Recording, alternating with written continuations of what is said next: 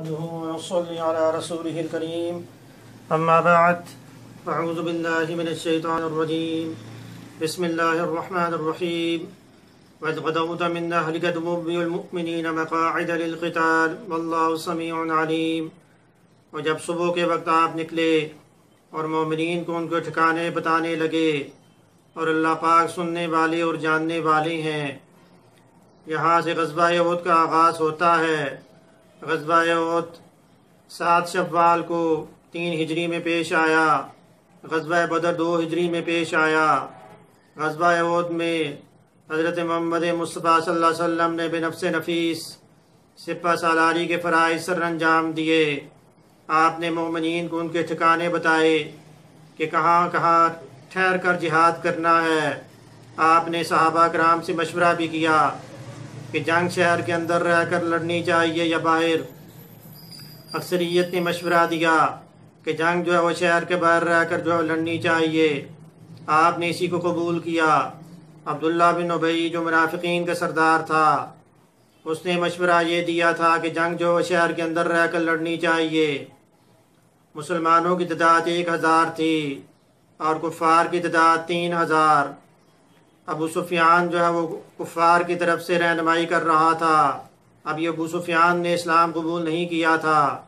کفار کی تعداد 3000 تھی اور ان کے ساتھ عورتیں بھی تھیں جو اپنے شوہروں کو، مردوں کو غیرت دلا رہی تھی کہ مسلمانوں سے بدلہ لو، کیونکہ پچھلے سال غزوہ بدر میں مسلمانوں نے کفار کو شکست دی تھی۔ اس شکست کا بدلہ لینے کے لیے غزوہ احد جو سر انجام دیا گیا۔ تو غزوہ احد اصل میں پہاڑ کا نام ہے، اور اس کا نام بعضوں نے یہ لکھا کہ عمالقہ قوم میں ایک شخص تھا کہ جس کے نام پہ اس پہاڑی کا نام جو رکھ دیا گیا۔ حضور اکرم صلی اللہ علیہ وسلم ایک مرتبہ فرمایا کہ اے احد کیوں تو ہلتا ہے؟ کیا تجھے یہ بات معلوم نہیں کہ تجھ پر ایک نبی، ایک صدیق اور 2 شہید کھڑے ہیں؟ اس کے بعد اس نے ہلنا چھوڑ دیا اور آپ نے یہ بات فرمائی، یحبنا ونحبو، وہ ہم سے محبت کرتا ہے اور ہم اس سے محبت کرتے ہیں۔ 4 پہاڑوں کے بارے میں حضور اکرم صلی اللہ علیہ وسلم نے فرمایا کہ یہ جنتی پہاڑ ہیں۔ احد کے بارے میں آپ نے فرمایا کہ یہ جنت کا پہاڑ ہے۔ طور کے بارے میں آپ نے فرمایا کہ یہ جنت کا پہاڑ ہے۔ لبنان کے بارے میں آپ نے فرمایا کہ یہ جنت کا پہاڑ ہے، اور اسی طرح آپ نے نجبہ کے بارے میں فرمایا کہ یہ بھی جنت کا پہاڑ ہے۔ تو احد پہاڑ کی بڑی فضیلت بیان کی گئی ہے۔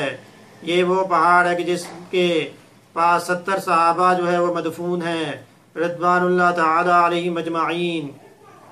تو جب لشکر جو ہے وہ نکلا، فوجیں نکلیں، تو اس وقت عبداللہ بن ابی جو منافقین کا سردار تھا، اس نے کہا کیونکہ میرے مشورے پر عمل نہیں ہوا، میں نے یہ کہا تھا کہ جنگ جو شہر کے اندر رہ کر لڑنی چاہیے، تو وہ اپنے 300 بندوں کو لے کر جدا ہو گیا۔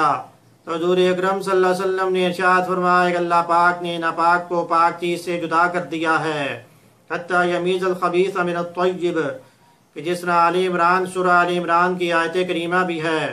تو اس وقت قبیلہ اوس اور قبیلہ خزرج نے جب یہ دیکھا کہ مسلمانوں کی تعداد کم ہے، کہ تو ان کے دل میں ڈر پیدا ہوا۔ اللہ پاک نے انہیں حوصلہ دیا کہ وَلَقَدْ نَصَّرَكُمُ اللَّهُ بِبَدْرٍ وَأَنْتُمْ أَذِلَّةٌ، البتہ تحقیق بدر کے موقع پر بھی اللہ پاک تمہاری مدد کر چکے ہیں۔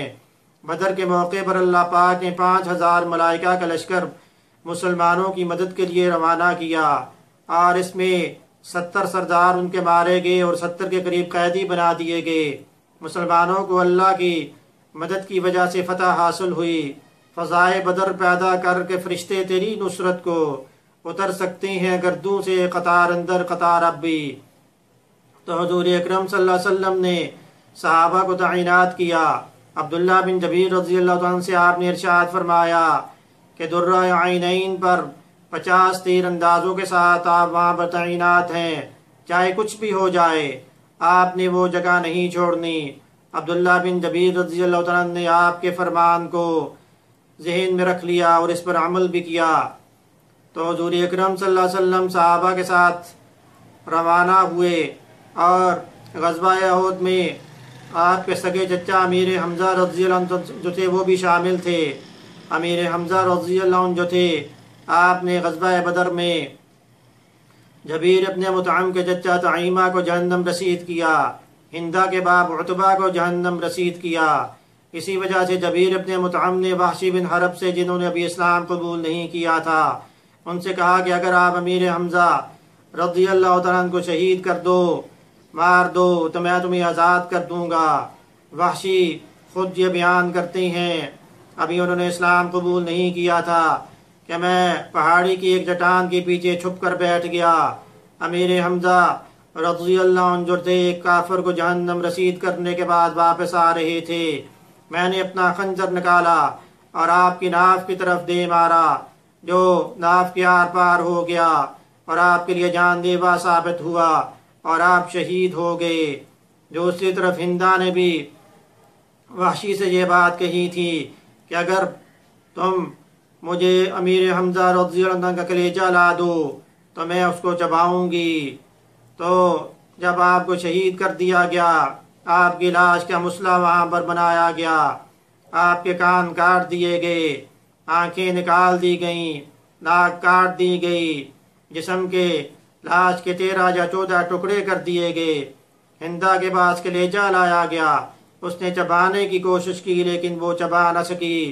تو حضور اکرم صلی اللہ علیہ وسلم نے جب لاش مبارک کو دیکھا تو آپ نے یہ بات ارشاد فرمائی، سید الشہداء عند اللہ یوم القیامت حمزہ، کہ قیامت کے دن شہیدوں کے سردار جو ہوں گے وہ امیر حمزہ رضی اللہ عنہ ہوں گے۔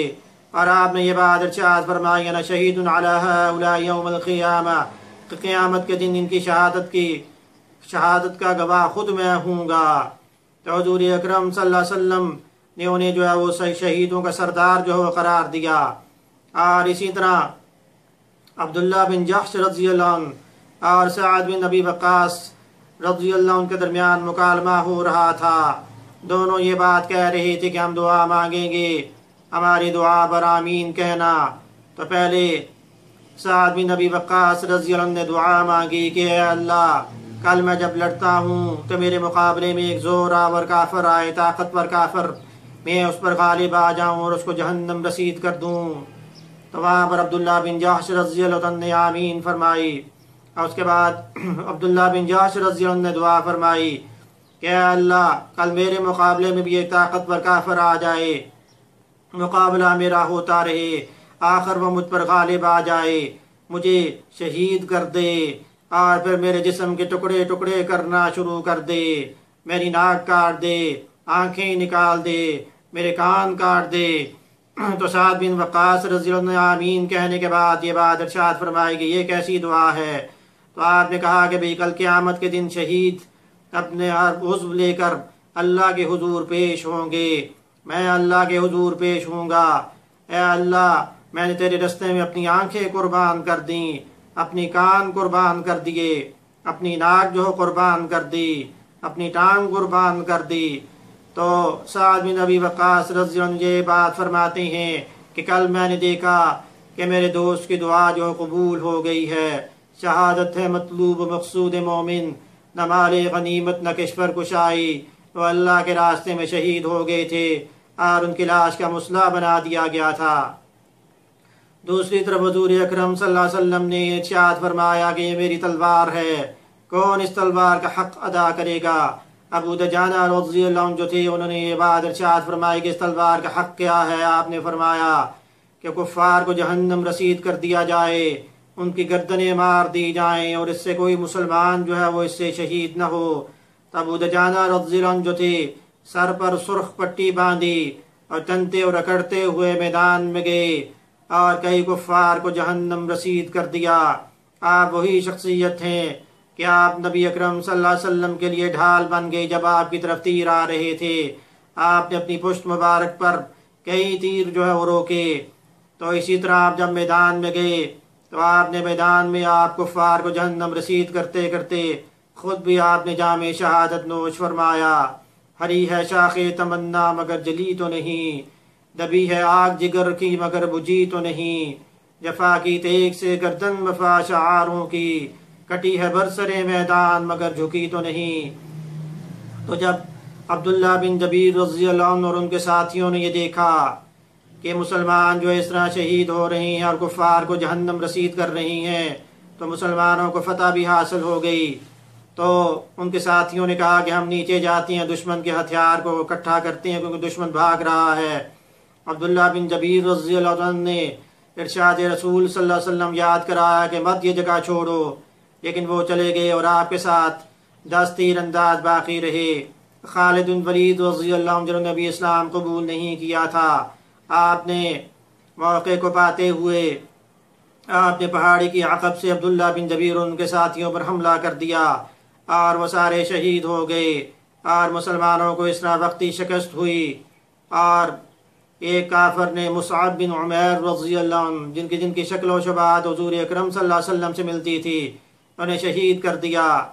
تو وہاں پر لوگوں نے یہ سمجھا اور یہ افواہ بھی اڑا دی بھی حضور اکرم صلی اللہ علیہ وسلم شہید ہو گئی ہیں۔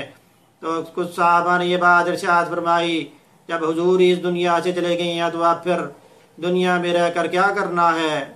تو پھر آیت کریمہ کا نزول ہو گیا، وما محمد الا رسول، محمد صلی اللہ علیہ وسلم نہیں ہے مگر ایک رسول، قد خلت من قبلہ الرسل، آپ سے پہلے بہت رسول گزر چکے ہیں، کہ آپ وفات پا جائیں یا شہید ہو جائیں تو کیا تم دین اسلام سے پھر جاؤ گے؟ تمہارا مقصد تو دین کی سربلندی ہونا چاہیے۔ اور کعب بن مالک رضی اللہ عنہ نے جب یہ بات دیکھی کہ صحابہ بھاگ رہے ہیں اور کسی کی طرف دیکھ نہیں رہے، اور رسول جب انہیں بلا رہے ہیں صلی اللہ علیہ وسلم اور وہ ان کی طرف نہیں دیکھ رہے، تو آپ نے یہ بات ارشاد فرمائی۔ کعب بن مالک نے اونچی آواز میں کہا کہ اللہ کے رسول صلی اللہ علیہ وسلم زندہ ہیں۔ صحابہ نے جب یہ سنا تو انہیں حوصلہ ہو گیا، پھر اللہ پاک نے ان پر اونگ داری کی ایک وقت کے لیے، ایک لمحے کے لیے، اور پھر مسلمان ریفریش ہو گئے اور لڑنے کے لیے تیار ہو گئے۔ تو غزوہ احد جو تھا وہ بھی اسی وجہ سے اللہ کے راستے میں پیش آیا کہ اللہ کے دین کو سربلند کیا جا سکے۔ نور خدا ہے کفر کی حرکت پہ خندہ زن، پھونکوں سے یہ چراغ بجھایا نہ جائے گا۔ ہری ہے شاخ تمنا مگر جلی تو نہیں، دبی ہے آگ جگر کی مگر بجھی تو نہیں، جفا کی تیغ سے گردن مفا شعاروں کی، کٹی ہے برسرے میدان مگر جھکی تو نہیں۔ اللہ پاک عمل کی توفیق عطا فرمائے۔ وما علینا الا البلاغ المبین۔